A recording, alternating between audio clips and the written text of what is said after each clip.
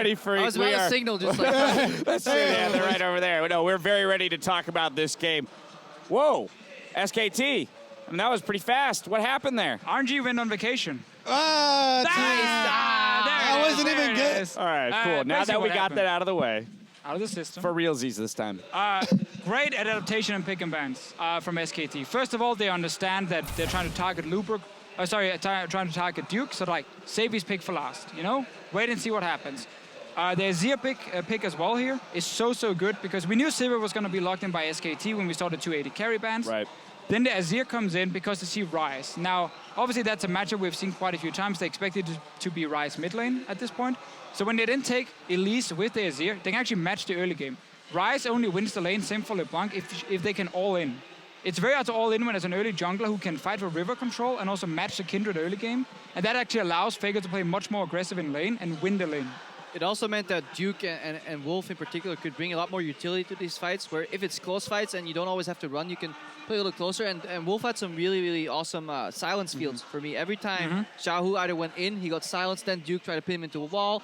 They were working together right now because they weren't as far behind as they were in game one, and they could actually use the champions to their full benefit. Obviously, the fight that was very eagerly engaged by RNG later on kind of gave him the game as well. But they played a lot better. And Faker, for me, the change from week 1 to week 2 is phenomenal. Yeah, I mean, the individual improvements in this game were definitely there for Faker and for Blank. But also, what is really interesting to me is how SKT are so wholly focused on the team overall and the team fight that they're willing to just have Duke and you say, you know what? Yeah, you go for it, man. Go ahead and take that, Poppy, because we're going to have a tank.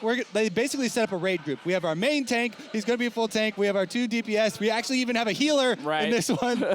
and then we're just going to play our team fights, and we're going to do them well. And Duke, you know, sorry if you're going to lose that 1v1. You have to fight Ryze as Poppy. That's not fun, but he's going to take one for the team. At least this time they got the lane swap off. Yes, RNG match, but it cost them a lot of momentum there, and that just got Duke through the early levels decently well. Then he went to lane. He got like, what, 10, 20 CS down, but with good river control this time, as the official pointed out earlier, they managed to survive, and then obviously strength in numbers. They played around the LeBlanc very well.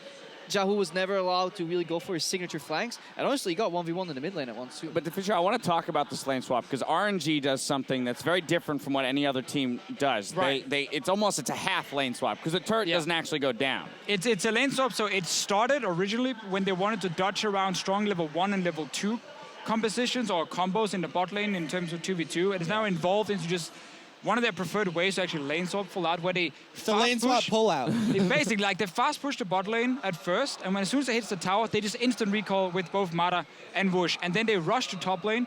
So the goal is that they get all the minions when pushing in, and they still manage to catch some of the minions where the other team has pushed them into tower. Okay. Now there's a lot of risk involved, and the problem also in this game and them swapping into 2v2 is that actually they lose the 2v2 in terms of push.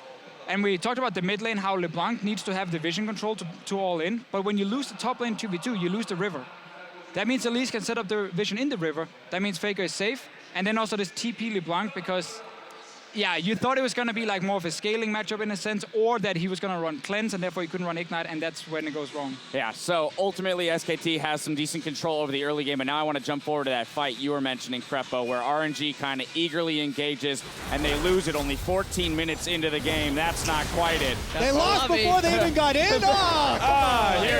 Here it is. We're in the fight right now. Malta has already flashed in and gone for an aggressive pickoff, but I feel like RNG forget that they're playing against Elise. Blank does a really good job buying a lot of time, and then suddenly Kindred drops in one sweep combo.